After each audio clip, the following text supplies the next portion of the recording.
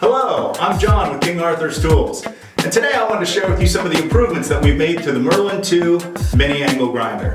We added a bigger, beefier motor. It offers up to 15,000 RPMs. Also, it gives you 25% more torque. Secondly, this silicone switch cover. This is a nice cover that keeps debris out, sawdust and such. This last thing that we did was get rid of the internal spindle lock that was right here.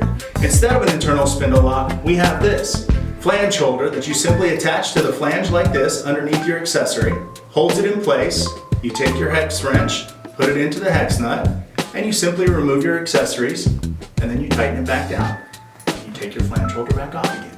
It even has a hole so you can attach it to your cord so you don't lose it. Those are just some of the improvements of the Merlin2. We hope you'll enjoy them. Let's go make some sawdust. Come visit us at katools.com. Thank you very much and have a great day.